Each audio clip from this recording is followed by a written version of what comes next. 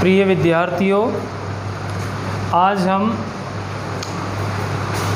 10th class English subject में grammatical portion शुरू करने जा रहे हैं।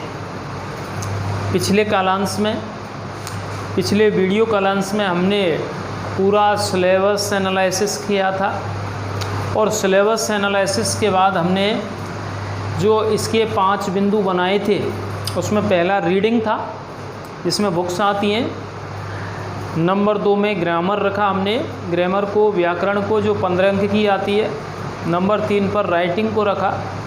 राइटिंग जो है हमारे 13-14 अंक की है। राइटिंग के अलावा कॉम्प्रिहेंशन है। कॉम्प्रिहेंशन का मतलब 2 अनसीन पैसेज और 2 सीन पैसेज, 2 पठित गद्यांश आते हैं और 2 अपठित गद्यांश आते हैं। और लास्ट में एक 4 अंक का और आता है रोड सेफ्टी। तो ये 5 पार्ट्स में यानी 5 पार्ट्स में हमने पूरा सिलेबस डिवाइड किया था। इसमें हम जो अब लेने जा रहे हैं, सेकंड पार्ट को लेने जा रहे हैं। सेकंड पार्ट जो है ग्रामर के नाम से है, व्याकरण के नाम से है। पहली बात तो ये है कि व्याकरण किसी भाषा विषय में पढ़ी जाती है। लैंग्वेज में व्याकरण का प्रयोग होता है। तो किसी लैंग्वेज, चाहे वो संस्कृत है, हिंदी है, चाहे इंग्लिश है, अन्य भी भाषाएं हैं, तो व्याकरण का क्या रोल होता है, व्याकरण की क्या भूमिका होती है किसी भाषा के साथ। तो विद्वानों का कहना ये है कि व्याकरण किसी भाषा को सुचारू चलाने के लिए उसके यूँ कह सकते हैं अपन, एक तरीके से उसको सही चलाने के लिए एक ऐसा माध्यम है कि एक सर्विस का कार्य, कि भाषा को हम शुद्ध बोलें, शुद्ध पढ़ें, उसको शुद्धिकरण में लाने के लिए, एक मशीन को चलाने के लिए, जो भाषा को हम एक वाहन के रूप में मानते हैं जो पूरे संसार को चलाती है भाषा, और व्याकरण उसको सही तरीके से बोलने, लिखने, पढ़ने का काम करती है। तो व्याकरण के माध्यम से हम उसको सही बोल पाते हैं, सही लिख पाते हैं, सही पढ़ पाते हैं। तो व्याकरण को पढ़ना कहाँ से शुरू किया जाए? सबसे पहला बिंदु हमारा यह है कि व्याकरण को पढ़ना शुरू कहाँ से किया जाए। तो इसमें सबसे पहले कि भाषा का जो निर्माण हुआ, तो भाषा का निर्माण एक अक्षर से हुआ जिसको अपन लेटर कहते हैं। लेटर का मतलब वर्ण या अक्षर। अक्षर या लेटर के बाद में जो है वर्ड बनता है, शब्द बनता है। भाई अक्षर जानने के बाद में हमें शब्द निर्माण होता है और शब्दों का हमें ज्ञान होना चाहिए। और शब्द के बाद में फ्रेज बनते हैं। फ्रेज का मतलब होता है शब्द समूह।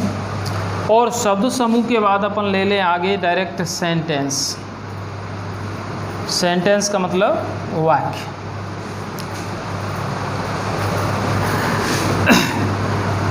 तो वाक्य जब हम बनाना सीख जाते हैं तो उसके बाद हम निर्माण करने लग जाते हैं कंपोजिशन का। कंपोजिशन जिसको रचना कहते हैं। और रचना के जो बिंदु हैं वो ये सारे बिंदु रचना में आते हैं। कौन कौन से बिंदु हैं कि हम कोई स्टोरी लिख रहे हैं, हम कोई पैराग्राफ लिख रहे हैं, हम कोई ऐसे लिख रहे हैं,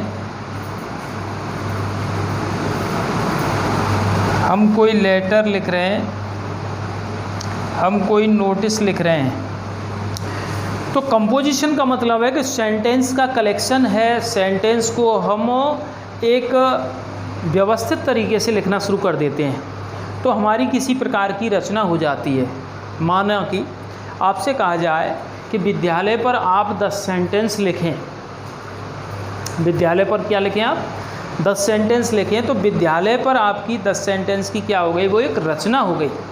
और रचना का मतलब ही क्या होता है, कंपोजिशन है। कंपोजिशन में ये सारे बिंदु आते हैं। तो जब हम सेंटेंस मिला करके लिखने और बोलने लग जाते हैं तो हमारा चर्म आ जाता है। फिर हमारा लास्ट बिंदु है कि हम किसी लैंग्वेज से जुड़ जाते हैं, हम किसी लैंग्वेज से जुड़ जाते हैं। लेकिन हमारी जो स्टार्टिंग पॉइंट है हमारा लेटर है। कोई भी भाषा है, सबसे पहले हम उसकी वर्णमाला सीखते हैं, उसके अल्फ़ाबेट सीखते हैं। अल्फ़ाबेट के बाद ही हम शब्द निर्माण होता है, शब्द लिखना, पढ़ना, बोलना सीखते हैं। शब्दों को फिर ऐसा फ्रेज क्या होता है, शब्दों का ऐसा समूह जिसका कोई तोड़ ही नहीं होता। व्याकरण की दृष्टि से कोई तोड़ नहीं होता कि भाई इसमें ऑन क्यों लगा हुआ है, ये शब्द क्यों आया है, तो उसमें कोई तोड़ नहीं है। जैसे कि हम कहें, जैसे बोलते हैं दिस इज़ वाई, एक शब्द समूह मान लिया हमने कि दिस इज़ वाई। तो ये दिस इज़ वाई ये फ्रेज है। तो दिस इज़ वाई लिखने में कुछ है, लेकिन अर्थ क्या है इसका, यही कारण है। दिस इज़ वाई का मतलब क्या है, यही कारण है। अन्य प्रपोजिशन के साथ जुड़ करके कोई भी नाउन वर्ड हो सकता है। अन्य बहुत सारे शब्द हैं जो आपस में मिल जाते हैं, तो वो किसका निर्माण करते हैं, फ्रेज का निर्माण करते हैं। जैसे हम बोल देते हैं एट एनी कॉस्ट, किसी भी कीमत पर। As the matter of fact, ये सब जो हैं हमारे फ्रेज हैं।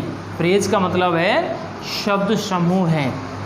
तो अक्षरों के मिलने से शब्द बनते हैं, शब्दों के मिलने से फ्रेज बनता है। और फ्रेज भी कई प्रकार के होते हैं, लेकिन फ्रेज मिल करके या शब्द मिल करके, शब्दों से या फ्रेज मिल करके हमें किसका निर्माण करना होता है, सेंटेंस का। सेंटेंस हमारे क्लियर होता है। सेंटेंस के बाद ही हमारा क्या बनता है, कंपोजिशन बनता है। क्या बनता है, कंपोजिशन, रचना। तो सबसे पहली बात हमें इस चेन में, इस कड़ी सिस्टम में हमें ये समझना है कि हमारी प्रॉब्लम कहाँ है, हमें पढ़ना शुरू कहाँ से करना है। तो सबसे पहले हम ये देख रहे हैं कि भाई अक्षर हम सभी जानते हैं, अक्षरों के बाद शब्द बनते हैं। शब्द याद करने वाली बात है, जितना हम याद करेंगे उतनी हमारी भाषा अच्छी हो जाएगी। शब्दों के साथ साथ जो जोड़ होता है, कई बार उन शब्द समूहों को हम धीरे धीरे पकड़ने लग जाते हैं। किताब पढ़ते हैं तो किताब में काफ़ी सारे शब्द समूह हमको आते हैं, कई तरह के। फिर इसके बाद में हमें जो मुख्य बिंदु है कि हमें रचना तक पहुंचना है, और रचना के बाद में हमारी मुख्य है, टारगेट है हमारी लैंग्वेज। क्या है, लैंग्वेज, भाषा तक पहुंचने के लिए। और भाषा में कंपोजिशन है, रचना है। रचना का मतलब है वाक्यों को हम संयोजित क्रमबद्ध तरीके से हम बोलना सीख जाएं। वाक्यों को हम संयोजित क्रमबद्ध तरीके से बोलना सीख जाएं तो वो क्या हो जाएगा, एक रचना हो जाएगी। लेकिन रचना सीखने से पहले हमें मंथन करना होगा सेंटेंस पर। किस पर मंथन करना होगा, सेंटेंस। हमारा जो मुख्य भूमिका है कि हम एक सेंटेंस को किस तरीके से हमें पढ़ना है, और सेंटेंस में क्या क्या चीज़ें होती हैं, सेंटेंस को किस तरीके से बनाया जाता है, ये सारी बात हम आज शुरू करने जा रहे हैं। तो हमारा नेक्स्ट हेडिंग होगा सेंटेंस। तो सेंटेंस में हमें कौन कौन सी बातें सीखनी है, ये ध्यान रखना है हमको। तो सबसे पहले हम हेडिंग डालेंगे हमारा सेंटेंस।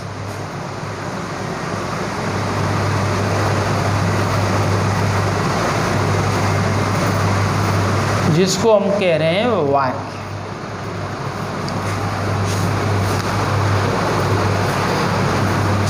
तो सेंटेंस का मतलब है दो या दो से अधिक शब्दों का सार्थक क्रमबद्ध मेल जो होता है वो सेंटेंस होता है।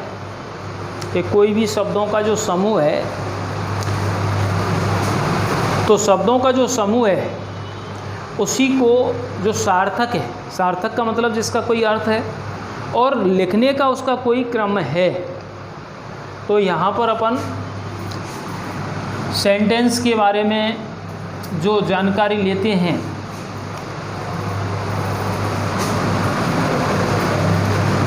तो वो इस प्रकार है।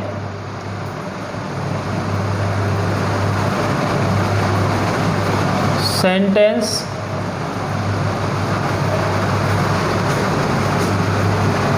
डैश लगा के, sentence is the group of word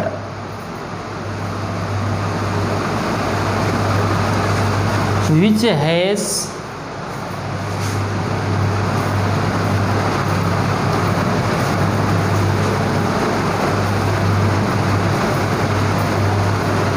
has sense।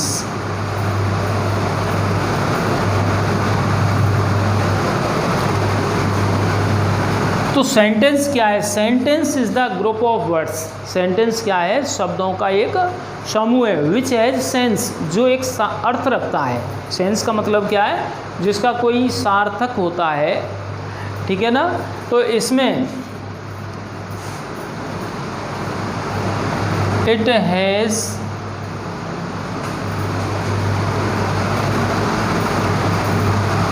Has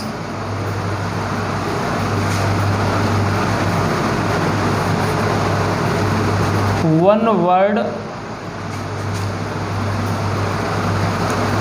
sometimes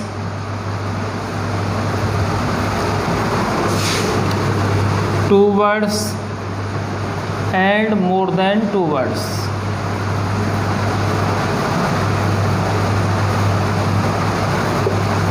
तो कहने का मतलब ये हुआ कि sentence is the group of word. Sentence क्या है? शब्दों का समूह है। विच हैज सेंस, जो अर्थ अपना रखता है।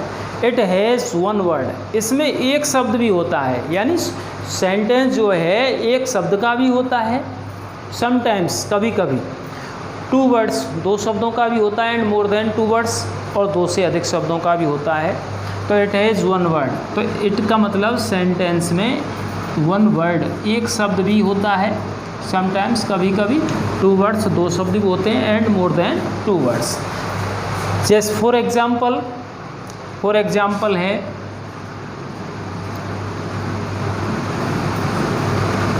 गो।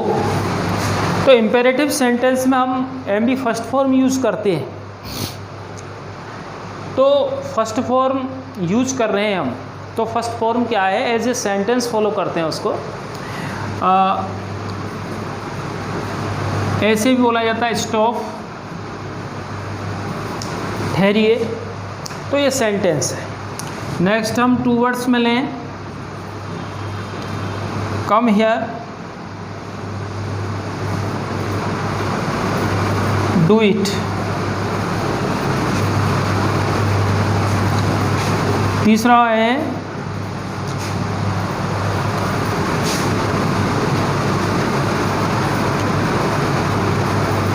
आई go to school daily. I go to school daily. Next, Ram is reading a book. तो यहाँ पर हमने देखा कि वन वर्ड एग्जाम्पल है, टू वर्ड एग्जाम्पल है, and more than two words example हैं आपके सामने। तो सेंटेंस में क्या होता है? ग्रुप होता है। लेकिन सेंटेंस को हम नेक्स्ट एक तथ्य लें कि सेंटेंस को पढ़ा कैसे जाए। सेंटेंस में कौन कौन सी चीज़ें होती हैं? तो इसमें आगे जब हम पढ़ते हैं तो हमें ये पढ़ना है, sentence is divided in two parts. Sentence is divided in two parts. वाक्य को दो भागों में बांटा गया है। वाक्य में दो भाग कौन से हैं? एक तो है, फर्स्ट है parts of sentence, parts of sentence, जिसमें हम कहते हैं वाक्य के भाग। और नेक्स्ट है काइंड्स ऑफ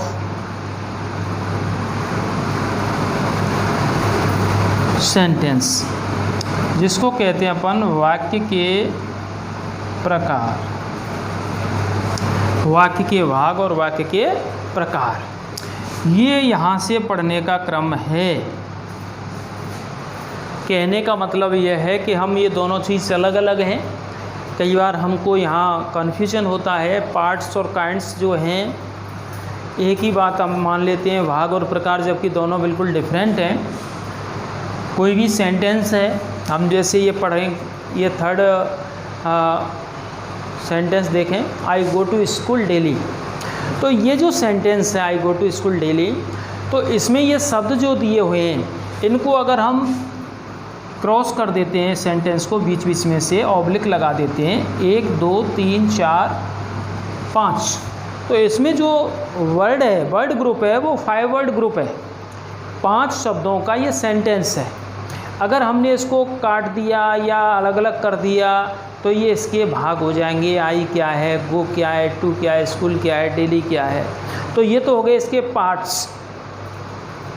लेकिन ये सेंटेंस है, गो लिखा आपने, कम हियर लिखा, ये come here, Ram is reading a book, I go to school daily. ये काइंड्स हैं कि ये सेंटेंस किस प्रकार का है। हमने तो कई बार यहाँ गो को जाना जाओ बोलेंगे, हमने तो गो का अर्थ जाना पढ़ा है। लेकिन हम वहाँ पर आदेशात्मक जो वाक्य पढ़ते हैं वहाँ पर हमें गो को जाइए बोलना होगा। स्टॉप का अर्थ आपको ठहरो या ठहरिए बोलना होगा। तो एक सेंटेंस की भूमिका होती है। तो इस तरीके से हमें वाक्य को डिवाइड करके चलना है। और वाक्य को डिवाइड किस में करना है? 2 भागों में। पहला भाग कौन सा है? पार्ट्स ऑफ सेंटेंस, वाक्य के भाग। दूसरा क्या है? काइंड्स ऑफ सेंटेंस, वाक्य के प्रकार। तो हम ये लेके चलते हैं नेक्स्ट कि हमें सेंटेंस में पार्ट्स ऑफ सेंटेंस पढ़ना है। क्या पढ़ना है अपन को? Parts of sentence. Parts of sentence हमारे सिलेबस में मोस्टली विशेष रूप से नहीं है, लेकिन हमें थोड़ी सी इसके बारे में जानकारी होना अति आवश्यक है। थोड़ा सा हम देख लें कि पार्ट्स ऑफ सेंटेंस कौन कौन से हैं। एक वाक्य के अंदर कितने भाग होते हैं? तो ऊपर अपन हेडिंग डालेंगे,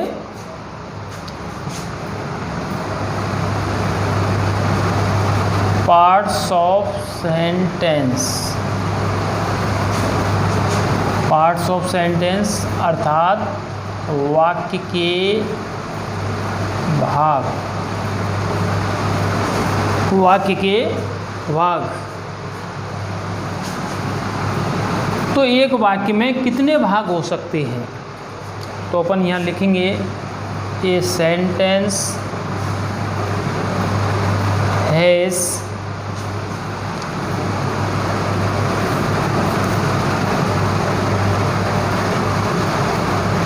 8 पार्ट। एक वाक्य में 8 भाग होते हैं। एक सेंटेंस कितने भाग रखता है?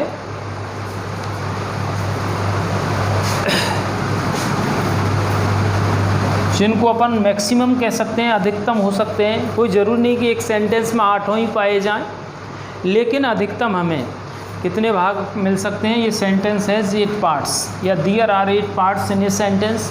एक वाक्य में 8 भाग होते हैं। कौन कौन से हैं वो? नंबर 1 नाउन, जिसको आप क्या बोलते हो? संज्ञा।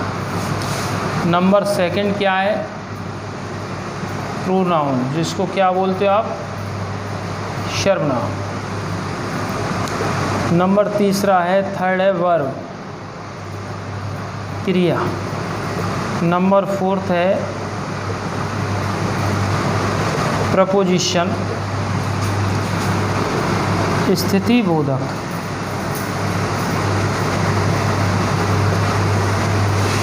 नंबर 5 है एडजेक्टिव,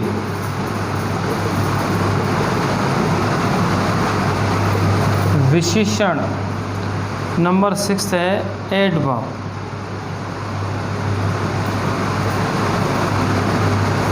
क्रिया विशेषण। नंबर 7 है कंजक्शन,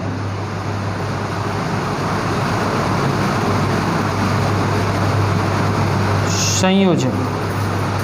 नंबर 8 है इंटरजेक्शन।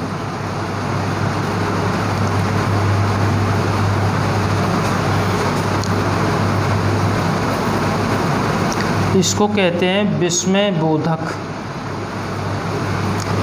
8 पार्ट्स जो है सेंटेंस, ये सेंटेंस है 8 पार्ट्स। एक वाक्य के 8 भाग होते हैं, एक वाक्य के 8 भाग रखता है।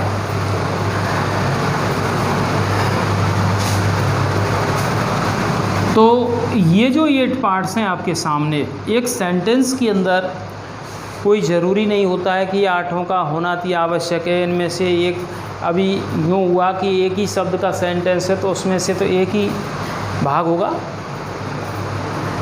अगर बड़ा सेंटेंस है उसमें 2 हो सकते हैं, 4 हो सकते हैं, 6 हो सकते हैं। कई बार ऐसा भी हो जाए कि उसमें 8 भाग समाये तो एक भाग कई बार रिपीट हो जाता है। नाउन कई बार आ जाती है, प्रपोजिशन है, एडजेक्टिव है।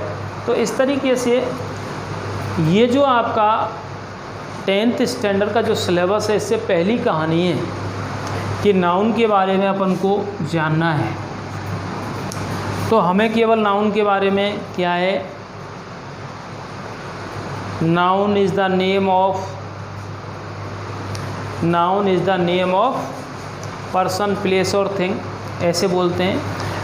लेकिन हम कह सकते हैं कि संज्ञा का जो मतलब है, जो हमें संसार में दिखाई दे रहा है, जो हमें संसार में दिखाई दे रहा है, वो हर चीज़ क्या है, संज्ञा है। संज्ञा जो है कि भाई सजीव और निर्जीव जो भी हमें दिखाई दे रहा है, वो सब चीज़ क्या है, संज्ञा है। और इसको कई भागों में, अर्थात अंग्रेजी में हम 5 भाग पढ़ लेते हैं। जैसे कि पहला नंबर है प्रॉपर नाउन, जिसको व्यक्तिवाचक संज्ञा कहते हैं।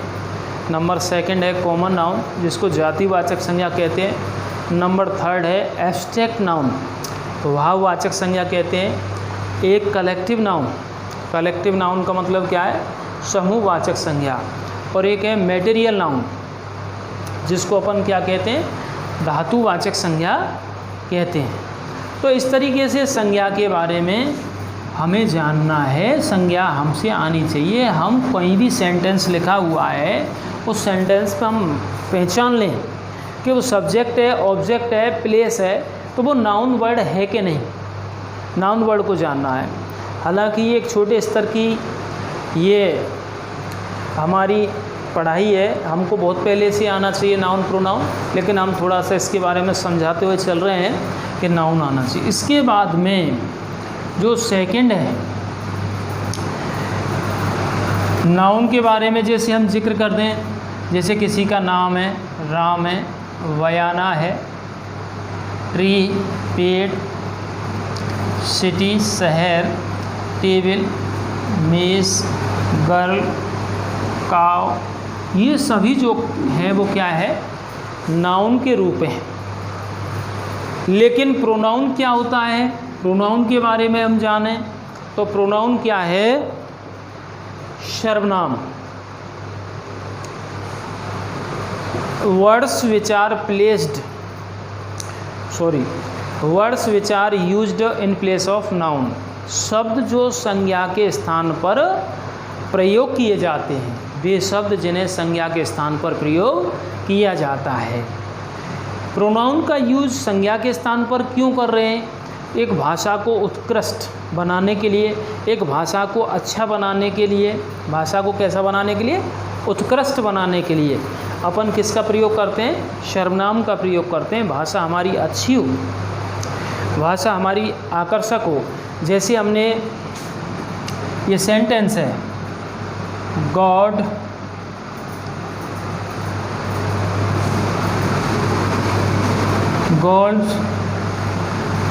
Helps those who help themselves. ये हमारा क्रिश्चियन प्यूपिल का एक अच्छा सेंटेंस है। God helps those who help themselves. भगवान उनकी मदद करता है जो अपनी मदद स्वयं करते हैं। तो इस सेंटेंस के अंदर हमें प्रोनाउन यूज हो रहे हैं। जैसे दोज एक प्रोनाउन है, हु एक प्रोनाउन है और देमसेल्व एक प्रोनाउन है। तो गॉड हेल्प्स दोज, भगवान उनकी मदद करता है। किसकी मदद करता है? उनकी। तो हमारे लिए वो बताया नहीं गया किसकी मदद करता है। तो जिनकी मदद करता है वो कोई ना कोई प्राणियों के बारे में कहा गया है, मनुष्यों के बारे में कहा गया, और फिर आगे कहा गया कि हु हेल्प देमसेल्व, जो अपनी मदद स्वयं करते हैं, उनके बारे में मदद करता है भगवान, जो अपनी मदद स्वयं करते हैं। तो ये यहाँ पर जो दोज है ये डेमोस्ट्रेटिव प्रोनाउन है। कौन सा प्रोनाउन है ये? डेमोस्ट्रेटिव।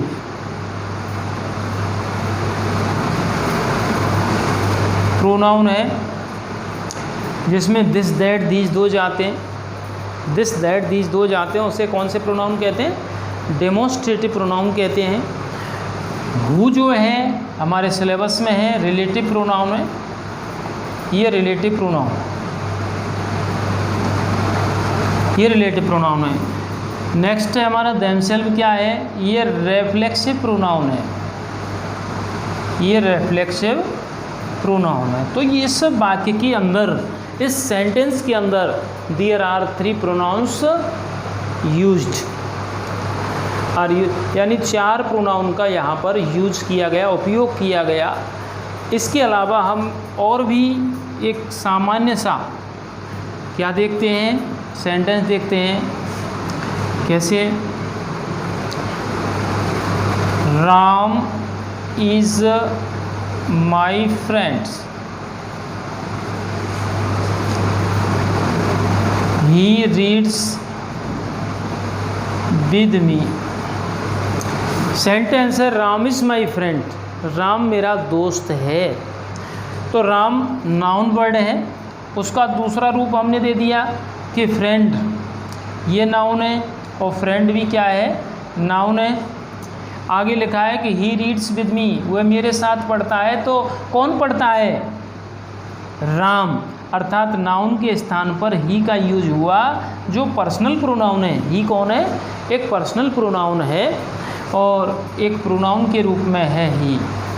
और मैं अपना नाम नहीं बता पा रहा हूँ, और मैं अपने लिए भी पर्सनल प्रोनाउन ऑब्जेक्टिव केस है, ठीक है ना, विद मी। तो यहाँ पर हम मी का इस्तेमाल कर रहे हैं, ये भी प्रोनाउन है। तो प्रोनाउन का बहुत बड़ा रोल है लैंग्वेज में। विशेषकर हम अंग्रेजी भाषा की बात करें, कोई भी भाषा है उसमें, लेकिन हम अंग्रेजी पढ़ रहे हैं तो हमें छोटे छोटे जो फिक्स निश्चित शब्द हैं वो प्रोनाउन के, वो हमसे आने चाहिए, तो वो प्रोनाउन है। पॉइंट नंबर 3 है वर्ब, क्रिया। क्रिया के बारे में, क्रिया क्या होती है,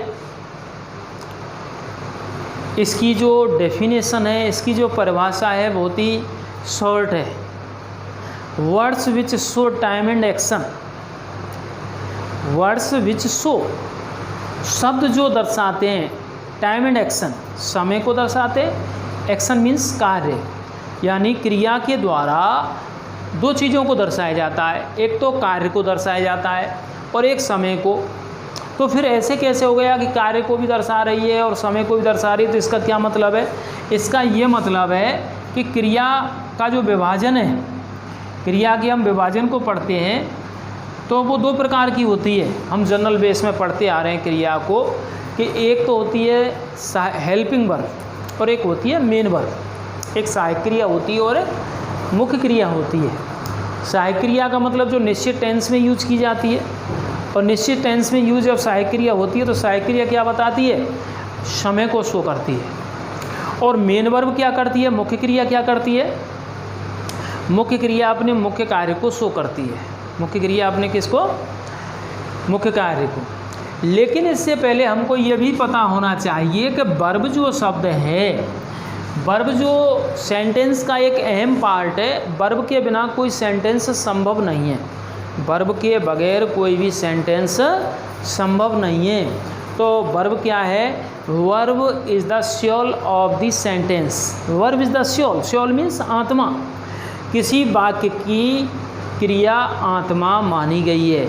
अगर हम वाक्य में से वर्ब को हटा दें, वर्ब को अगर सेंटेंस से हटा देंगे तो उस सेंटेंस का कोई भी अर्थ नहीं रह जाएगा, कोई भी अर्थ नहीं रह जाएगा। तो क्रिया जो है, तो क्रिया तो एक अहम पार्ट है सेंटेंस का। क्रिया के बिना कोई भी वाक्य संभव नहीं होता है, वाक्य का कोई भी सार्थक रोल नहीं होता है। तो क्रिया बहुत ज़रूरी है। तो क्रिया क्या शो करती है, एक तो टाइम, वो एक तो एक्शन और दूसरा क्या है, टाइम।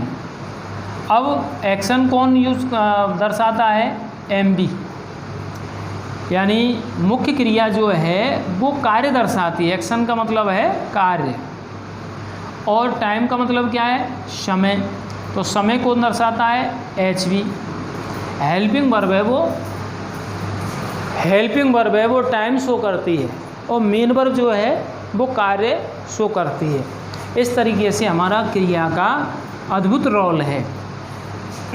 टेंस पढ़ेंगे जब हमारी हेल्पिंग वर्ब सभी सामने आ जाएंगी। मुख्य क्रिया के जो शब्द हैं, मुख्य क्रिया की एक विशेषता होती है कि इसके हिंदी अर्थ के पीछे ना लगा रहता है। जैसे खाना, पीना, उठना, बैठना, नहाना, धोना, आना, जाना, गाना, रोना, ये जितनी भी क्रियाएं हैं, ये क्रिया शब्द, ये क्रिया जो शब्द हैं, ये क्या है, मेन वर्ब है। और मेन वर्ब की ही फॉर्म चलती हैं। मुख्य क्रिया की जो फॉर्म होती हैं वो कितनी होती हैं, मुख्य क्रिया की कितनी फॉर्म होती हैं, 5 फॉर्म होती हैं। कितनी फॉर्म होती है मुख्य क्रिया की, मुख्य क्रिया की 5 फॉर्म होती हैं। फर्स्ट, सेकेंड, थर्ड, ये 3 तो विधिवत सभी बच्चे जानते हैं, लेकिन हमें इतना भी पता होना चाहिए कि इसकी 4th फॉर्म होती है और इसकी 5th फॉर्म भी होती है। अब वो चौथी 5वीं फॉर्म कौन सी हैं, माना कि हम ले लें प्ले क्रिया को, ले लें प्ले। प्ले की 2nd फॉर्म क्या है, प्लेट। 3rd फॉर्म क्या है, प्लेट। 4th फॉर्म क्या है, प्लेइंग। आईएनजी भी लगती है, ये भी क्रिया का रूप बनता है। और एक ऐसा होता है टू प्ले, यानी प्ले को हम 5 प्रकार से यूज करते हैं किसी वाक्य में। क्रिया को यूज करने के, वाक्य में यूज करने के हमारे पास 5 तरीके हैं। 5 तरीके क्या हैं कि अगर हम फर्स्ट फॉर्म में यूज कर रहे हैं तो फर्स्ट फॉर्म में जो यूज कर रहे हैं वो प्ले प्रेजेंट टेंस है। वो कौन सा टेंस है, प्रेजेंट है। सेकंड फॉर्म में यूज कर रहे हैं वो कौन सा टेंस मानते हैं, पास्ट। थर्ड फॉर्म किस में यूज होती है, परफेक्ट में। Present perfect, past perfect, future perfect. Third form का जो यूज होता है हमेशा, थर्ड फॉर्म यूज होती है वो कहाँ होती है, हमेशा परफेक्ट में। ये जो आईएनजी फॉर्म है इसको हम 2 नामों से जानते हैं। आईएनजी फॉर्म जो वर्ब की होती है उसे 2 नामों से जानते हैं। एक तो है, इसको बोलते हैं जीरंड, जीरंड है इसका नाम, और दूसरा नाम है इसका पार्टिसिपल। दूसरा नाम क्या है, पार्टिसिपल है। और एक 5th जो फॉर्म है टू प्ले, इसको बोलते हैं infinitive form of the verb. Infinitive form of the, infinitive form है। दोबारा से सुने, मुख्य क्रिया की, किसी भी मुख्य क्रिया की, मुख्य क्रिया की कहने का मतलब है कि मुख्य क्रिया के 5 स्वरूप होते हैं। 5 स्वरूप में हमें ये पता होना चाहिए कि 5 स्वरूप कौन से हैं, कि 3 फॉर्म हम जानते हैं, तो तीनों फॉर्म को हमें ऐसे नहीं, first form, second form, third form. तो फर्स्ट फॉर्म को प्रेजेंट टेंस क्योंकि प्रेजेंट टेंस में यूज होती है फर्स्ट फॉर्म। सेकंड फॉर्म जो है केवल पास्ट में यूज होती है, पास्ट के भी पास्ट इंडेफिनिट में होती है। नेक्स्ट है थर्ड फॉर्म है जो परफेक्ट में यूज होती है, इनको सभी लगभग जानते हैं। लेकिन फोर्थ फॉर्म जो है उसके मैंने आपको दो नाम दिए हैं, एक का नाम जीरेंड है, दूसरा नाम इसका पार्टिसिपल है। अब इसमें भी भेद जानना है अपन को, हालांकि हमारे सिलेबस में या ऐसे हमको कहीं नहीं पूछा जाता कि जीरेंड फॉर्म कब मानी जाती है, पार्टिसिपल फॉर्म कब मानी जाती है। लेकिन थोड़ा सा मैं बताऊं कि जब क्रिया की आईएनजी फॉर्म को हम सब्जेक्ट या ऑब्जेक्ट के रूप में फॉलो करते हैं, किसके रूप में फॉलो करते हैं, सब्जेक्ट और ऑब्जेक्ट के रूप में फॉलो करते हैं, जब इसको जीरेंड कहते हैं। क्या कहते हैं इसको, जीरेंड। कि सब्जेक्ट ऑब्जेक्ट कैसे, अभी हमने कह दिया कि playing is good exercise, playing is a good exercise, ये लिखा हुआ है। तो प्लेइंग इज गुड एक्सरसाइज, तो यहाँ पर प्लेइंग को हालांकि मुख्य क्रिया है लेकिन हमने आईएनजी लगाकर इसे सब्जेक्ट के रूप में इस्तेमाल कर लिया। कैसे, क्रिया को हम किसके रूप में इस्तेमाल कर लेते हैं, एज ए सब्जेक्ट। लेकिन कौन सा सब्जेक्ट कहेंगे इसको, जीरेंड सब्जेक्ट। मुख्य क्रिया में आईएनजी लगाकर जब उसे सब्जेक्ट या ऑब्जेक्ट के रूप में प्रयोग करते हैं, किसके रूप में प्रयोग करते हैं, सब्जेक्ट या ऑब्जेक्ट के रूप में प्रयोग करते हैं, तो उसे ही जीरेंड के नाम से जानते हैं। एक सेंटेंस तो ये सब्जेक्ट हो गया, ये जीरेंड सब्जेक्ट हो गया, इसको अपन में हम कोष्टक में लिख देते हैं, जीरेंड सब्जेक्ट है। दूसरा है आई लाइक प्लेइंग, दूसरा क्या है, आई लाइक प्लेइंग, मैं खेलना पसंद करता हूँ। क्या पसंद करता हूँ, खेलना पसंद करता हूँ। तो यहाँ पर आई लाइक मेन जो वर्ब है, टेंस वर्ब जो है वो तो लायक है इसमें, जिसको फाइनाइट वर्ब कहते हैं, दूसरा नाम ये भी होता है। लेकिन जो प्लेइंग है, प्लेइंग क्या है, ऑब्जेक्ट है, ऑब्जेक्ट जीरेंड ऑब्जेक्ट है। ये कौन सा ऑब्जेक्ट माना गया, जीरेंड ऑब्जेक्ट। तो बात निकल के आई कि जब क्रिया में आईएनजी फॉर्म लगा के हम सब्जेक्ट या ऑब्जेक्ट के रूप में इस्तेमाल करते हैं तो वो क्या है, जीरेंड है। और सामान्य टेंस के रूप में इस्तेमाल करें, सामान्य टेंस के रूप में इस्तेमाल कैसे करें, जैसे वाक्य लिखा हुआ है, अभी लिखा था ना, राम इज प्लेइंग, राम खेल रहा है, राम इज प्लेइंग। अब आपको यहाँ पर प्लेइंग ना तो ऑब्जेक्ट है ना सब्जेक्ट है, तो वर्ब में आईएनजी फॉर्म में टेंस है, तो यहाँ पर ये पार्टिसिपल है। क्या है ये, पार्टिसिपल है। दूसरा सेंटेंस देखिए, पार्टिसिपल और कब दिखता है, जैसे आई सा ए लॉयन रनिंग, ये सेंटेंस देखें, आई सा ए लॉयन रनिंग, मैंने एक शेर को दौड़ते हुए देखा। एक शेर को कैसे देखा मैंने, दौड़ते हुए। पहला क्या, राम इज प्लेइंग, राम खेल रहा है। दूसरा क्या है, आई सा ए लॉयन, मैंने एक शेर को देखा। और कैसे देखा मैंने एक शेर को, दौड़ते हुए। तो ये दोनों ही जो स्वरूपें आईएनजी फॉर्म लगी हुई है, प्लेइंग में, रनिंग में, ये दोनों ही पार्टिसिपल है, participle form of the verb, क्रिया का ये स्वरूप है। अब आ गई बात लास्ट वाली, टू प्लस फर्स्ट फॉर्म को किस नाम से जानते हैं, इन्फिनेटिव के नाम से जानते हैं। किसके नाम से जानते हैं, इन्फिनेटिव के नाम से। जब वर्ब को हम टू के साथ जोड़ते हैं तो पहली बात तो टू के साथ एन बी फर्स्ट फॉर्म आती है, और उसे हम क्या है, जैसे he went to play yesterday, ये sentence, he went to play yesterday, वह कल खेलने गया था। तो टेंस जो है वो तो वेंट हो गया, लेकिन टू प्ले आपसे पूछा जाए तो आप क्या बोलोगे, infinitive form of the verb, क्रिया की इन्फिनेटिव फॉर्म है। तो बात समझ में आई आपकी में कि क्रिया के कितने रूप हैं, 5 रूप होते हैं क्रिया के।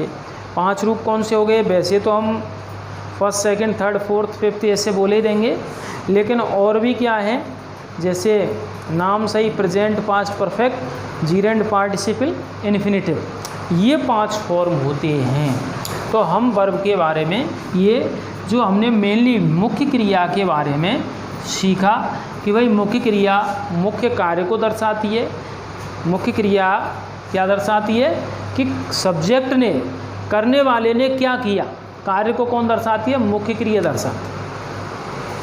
दूसरा कौन है, टाइम, समय दर्शाने वाली हमारी हेल्पिंग वर्ब होती है, सहायक क्रिया जिसको कहते हैं।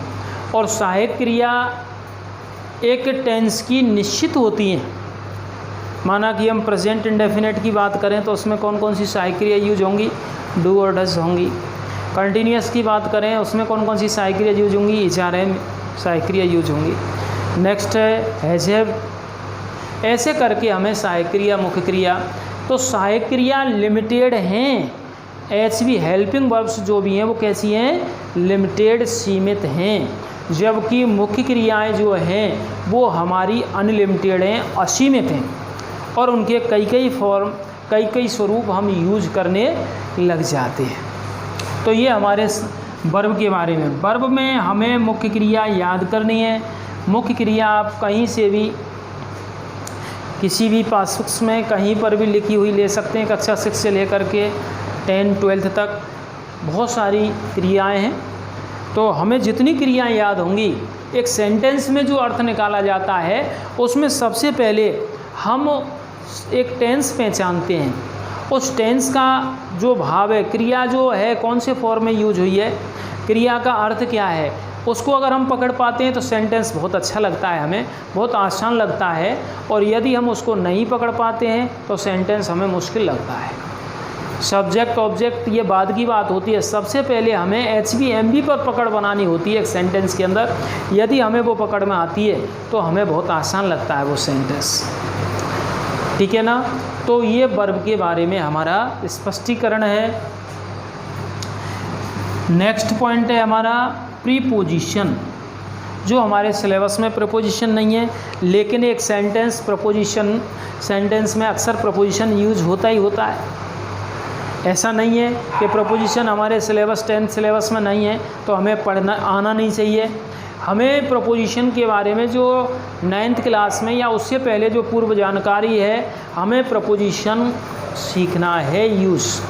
अब प्रीपोजिशन यूज़ सीखना है तो प्रीपोजिशन को हमें पहले पढ़ना है। प्रीपोजिशन क्या करता है, किसी नाउन या प्रोनाउन से पहले लग करके उसकी स्थिति को सुनिश्चित करता है। तो प्रीपोजिशन का भी रोल किसी वाक्य में एक अहम होता है, जो हम प्रीपोजिशन के बारे में देखेंगे। और जो आगे के बिंदु हैं,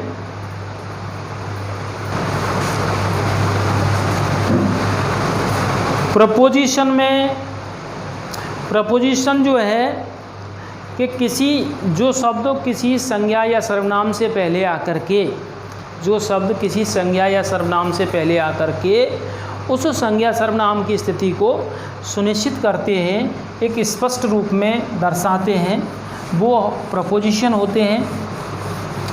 अब प्रीपोजिशन को जैसे अपन यूज करें, पहले तो हमें उनके अर्थ ही आने चाहिए।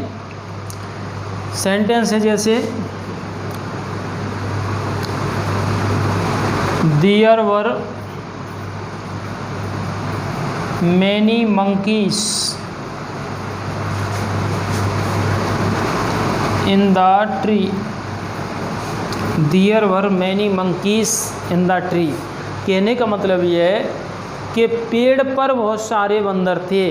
तो यहाँ पर प्रीपोजिशन इन लगा हुआ है। अब हमें ऐसा लगता है कि यूज ऑन होना चाहिए।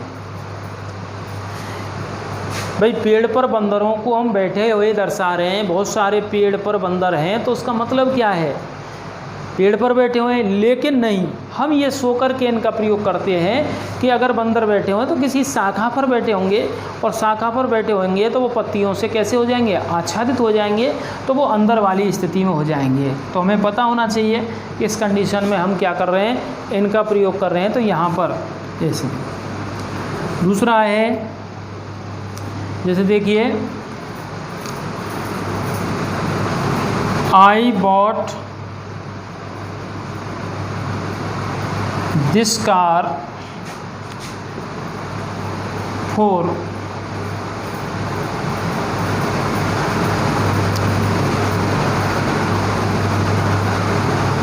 2 लाख।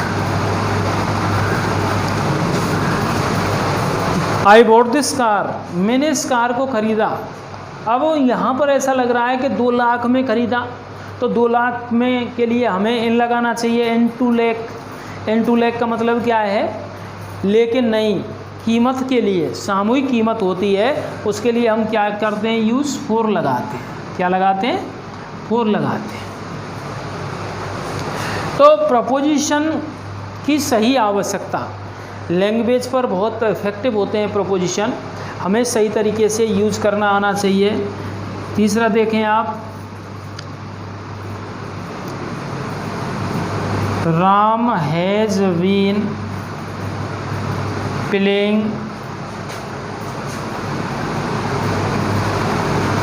Since morning. वाक्य का अर्थ देखें, सिंस यहाँ पर प्रपोजिशन है, Ram has been playing, Ram खेल रहा है, सिंस मॉर्निंग, सुबह से खेल रहा है, तो Ram has been playing since morning का मतलब, तो यहाँ से का भाव सिंस दे रहा है। एक और देखें, we shall go to Agra on a tour on Monday. तो यहाँ देखिए 2 प्रपोजिशन रिक्वायर हुई, यानी 2 प्रपोजिशन का प्रयोग किया गया। We shall go to Agra, हम आगरा जाएंगे, ऑन ए टूर, एक भ्रमण पर जाएंगे, ऑन मंडे, सोमवार को जाएंगे। तो ऐसी कंडीशन में प्रपोजिशन की संख्या काफ़ी है, तो प्रपोजिशन का भी ज्ञान एक लैंग्वेज की दृष्टि से अति आवश्यक है, अति आवश्यक है। इसलिए हमें प्रपोजिशन का जो पिछली कक्षाओं में हम अध्ययन कर सकें, जो पहले से सिलेबस में था, तो हमें ये नहीं सोचना चाहिए कि हमने तो पहले पढ़ लिया इसको, अब हमें क्या ज़रूरत है, क्योंकि एक चेन सिस्टम होता है छोटी कक्षा से बड़ी कक्षा का।